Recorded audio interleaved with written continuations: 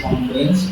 We are meeting after a long time since the pandemic began, and I am quite happy to be here, so I hope. So this session starts. This session is titled as Text Genres and Histories in Early India. We have 3 speakers. Each will get 20 minutes each to present their paper. And we are happy to have with us Professor Seema Bawa as our chair. In the end, each speakers would be allotted 10 minutes each for question and answers, which would be totally combined as 30 minutes of your. So I hope all of you present. Thank you. So respected head of department, Professor Bawa, Professor Lee, and my fellow colleagues of the department. I will be presenting on the history of grief and sorrow in ancient India, and I will be covering literary evidence from 1st to 7th century CE.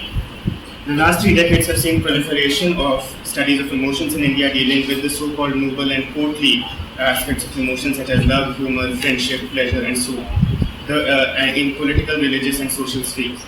However, such studies mostly focus on medieval Indian history and also on medieval and modern, and they have kind of neglected the so-called inferior emotions such as grief and anger and rage and so on.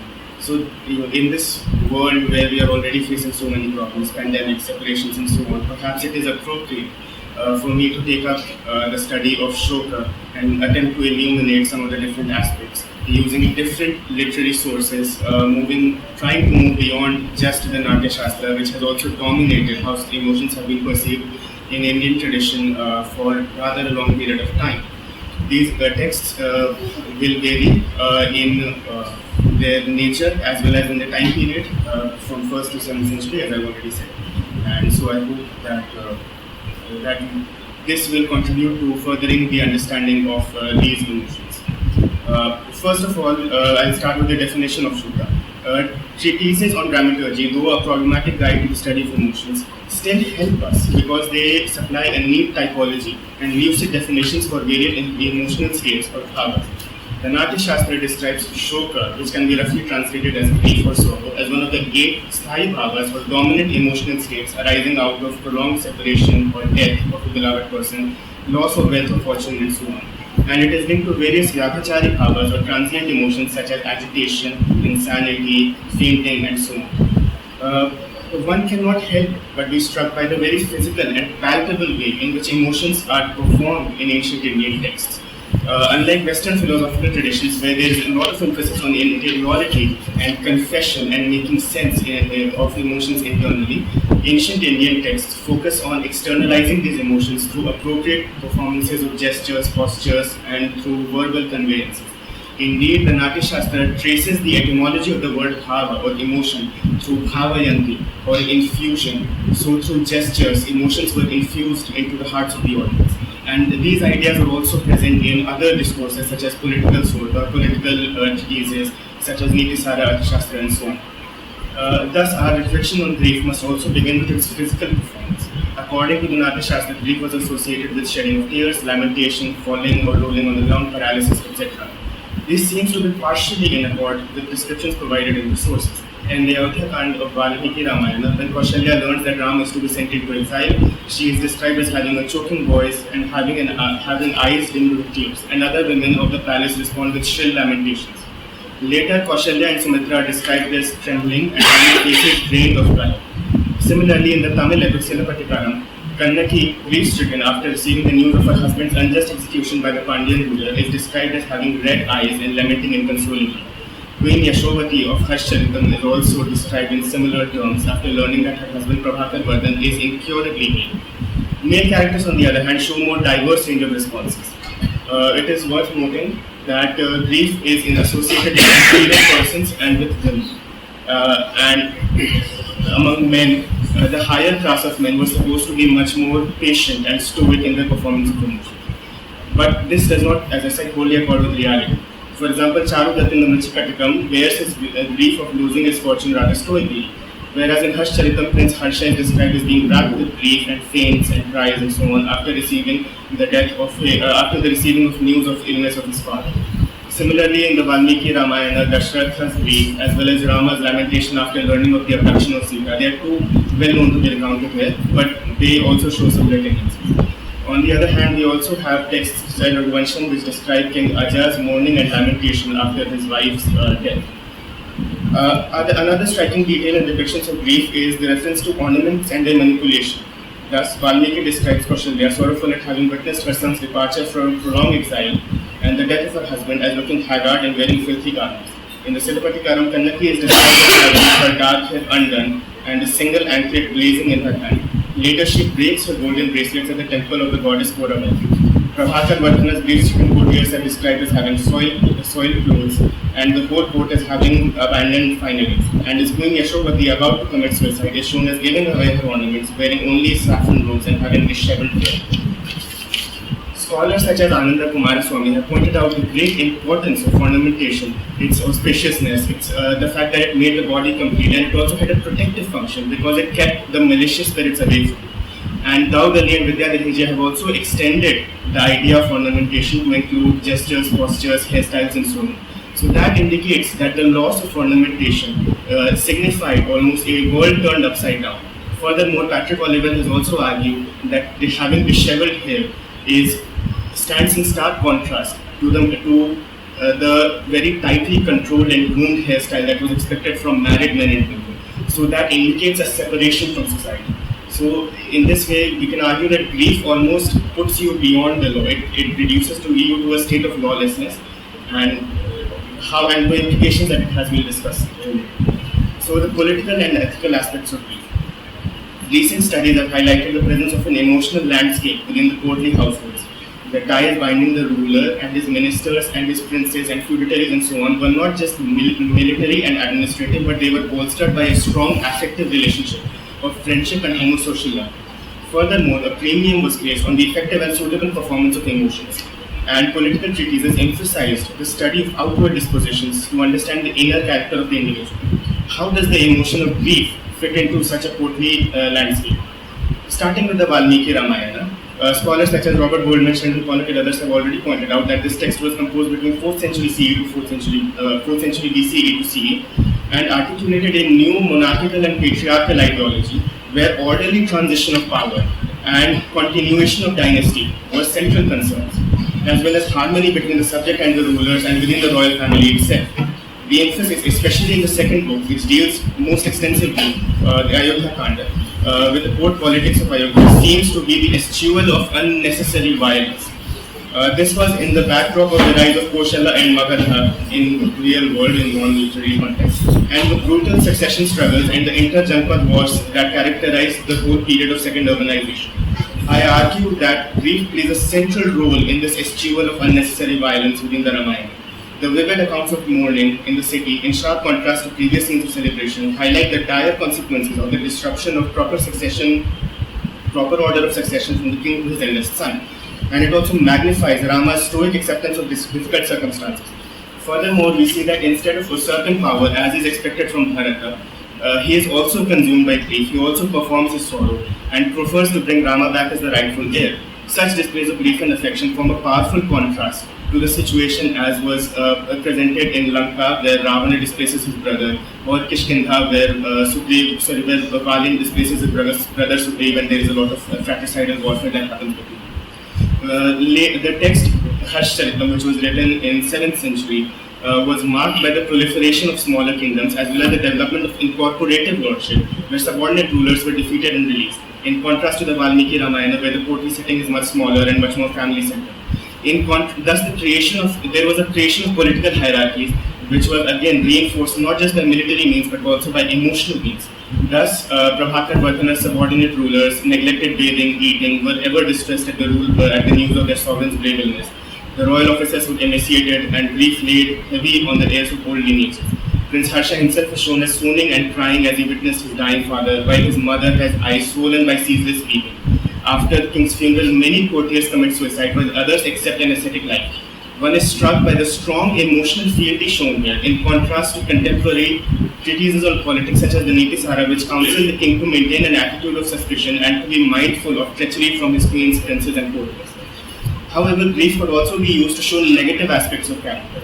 As we have already said, outward performance of gestures was supposed to be indicative of inward character, and therefore if someone performed emotions incorrectly, it was supposed to show something that was deeply wrong with the person internally. To return to Valmiki Ramayana, Dashrath shows extremely visceral and excessive lamenting, suffers from insanity, blindness, and so on, and dies ultimately. This, within the Ramayana, is linked to his killing of Shravan Kumar, which indicates his intemperate nature, his indecisive nature. While anointing Ram, he says that the minds of men can change very quickly, as well as his excessive attachment to Queen Kaikeyi, which indicates his attachment to sensual pleasures. Moving on to an example from Kalidasa in the Raghuvansham, roughly dated to the Gupta period, and this is also a text that deals with fragility of royal power, succession, and so on. Here, Raghuvansham of Kalidasa shows the case of King Aja, who is shown tearfully lamenting the death of his wife Indumati, and being so sorrowful that he barely keeps himself from jumping into the funeral pyre out of concern for popular disdain for such an act.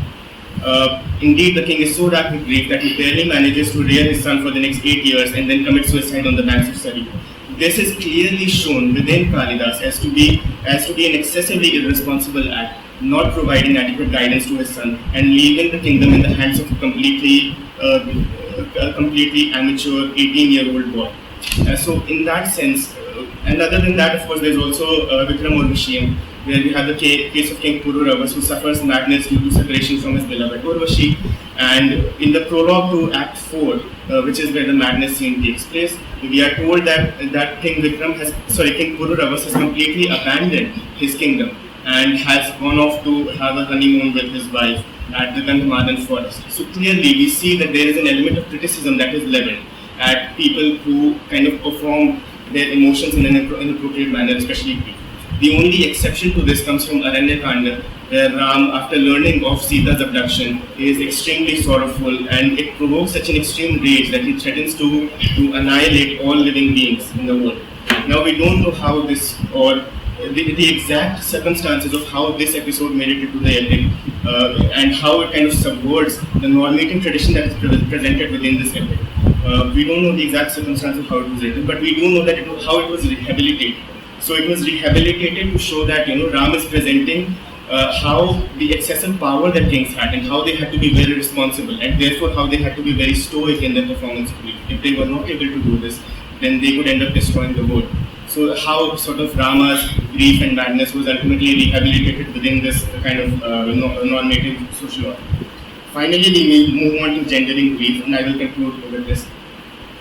To briefly summarize the ideas associated with masculine grief, men could experience the loss of wealth or fortune, or experience grief due to loss of wealth or fortune, or separation or death of a beloved.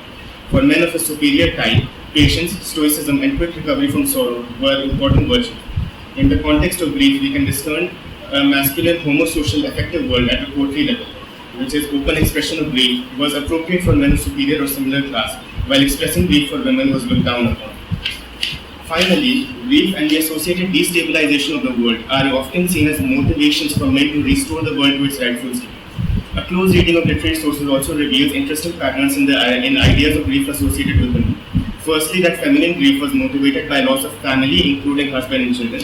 This is hardly surprising given the very closed world. We are already in the postmodern period where there is a steady decline in the condition of women. The Dhan Shastras that have been written during this period say that men only had resort to their fathers, then their husbands, and then their children. So their affective networks were very narrow and very constrained. So it is hardly, and they were never supposed to have any financial independence according to the normative tradition. So it is hardly surprising that their grief is mostly motivated by the loss of family.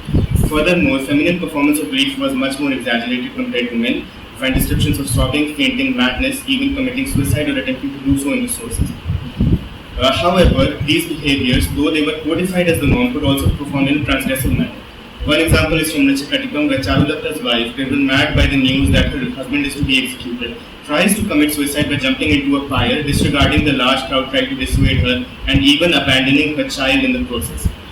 Even Charudatta chides her after preventing her attempt to commit suicide even as he lived. And Thoda attributes this, her husband's safety, to the might of a chaste wife. Vana describes a similar scene in the Harsharitam. Queen Yashovati decides to commit suicide even as her husband lives, and the justification that she provides is that she is the daughter of a great family, that she has received obeisance from so many different queens and women of old lineages, and that if her husband dies, first of all, she is not emotionally willing to lament for a burnt husband, and furthermore, even if her sons rule properly, she will never experience the joys of such a rule because felicity and joy were never expected from widows in the first place. So, for elite women, self-identity and social status are constructed almost entirely through family relations and cultivation of wifely virtue. Furthermore, there is an acute awareness of the fragility of their social status, and any calamity within the family could turn them into a social pariah. Thirdly, in addition to whatever personal trauma they endured due to tragedy, there was the horror of a widowed life, permanently devoid of joy and felicity. These ideas closely echo the injunctions made regarding widows in the Dhan Shastras in the Gupta and post-Gupta period. Thus, it is hardly surprising that the stroke of elite women attempting to commit suicide is one we encounter so frequently in tribal literature.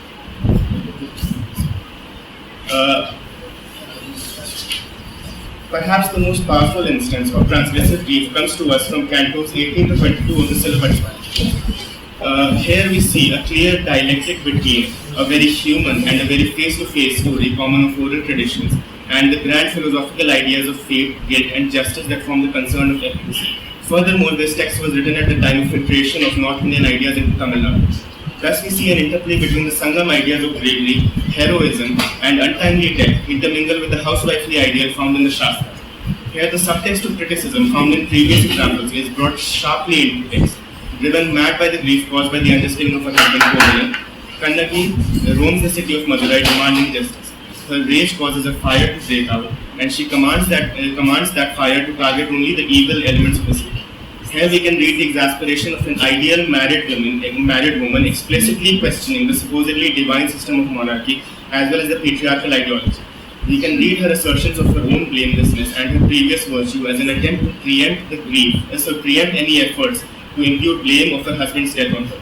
Further, her grief and rage can perhaps be read as a refusal to accept the harsh life of widowhood that she would be expected to bear through no fault of her own. Interestingly, her act of burning down the city is praised by other housewives. On the other hand, the dancing theatre of the courtesans gets burnt down. So clearly, we see a certain idea of housewifely virtue that is being carried out by her anger. Thus, whereas for men, the ideal social order was worth restoring when it was threatened with calamity, for women, the consequences of destruction of this fraught normative order, either through illness or through miscarriage of royal justice, were very serious indeed. And it is hardly surprising that those who could choose to break rules rather than face a lifelong punishment for a crime they did not commit would do so. Canto 23 of Cilappatikāram gives us at least two other examples of grief-stricken women reacting to injustices that were meted out to them. For example, the Brahmin Vartikan were accused of jealous royal guards of embezzling funds from the king's treasury, and thus he was arrested. To this, the doors of the Durga temple magically closed shut in response to his wife Kartikai's pathetic lamentations, and the temple is rendered unusable. It is only then that the blameless Brahmana is released. The second example is of Nili, the wife of the merchant Chankamana, who has been falsely accused of being a spy. Driven mad by the sorrow, she curses the king and the common folk of the city for this injustice and eventually commits suicide by jumping off a cliff. In such instances and others recorded in contemporary literature, we find that women struck by sorrow offer up a powerful feminine, though by no means a feminist critique of familial-social political system, which rendered their position fragile and vulnerable through this transgressive performance of faith. To sum up, we see how even biological and visceral emotions such as grief were subject to careful social and cultural construction. People of different social classes felt grief differently, and the performance is rooted in material context. All of this, I hope, encourages us to move beyond the emotions of humor and love and so on that have dominated the study of emotions in India, and to also move beyond the Natya Shastra and dramaturgical texts and to look at literary sources on their own terms and to understand emotions in their appropriate context in ancient. Thank you.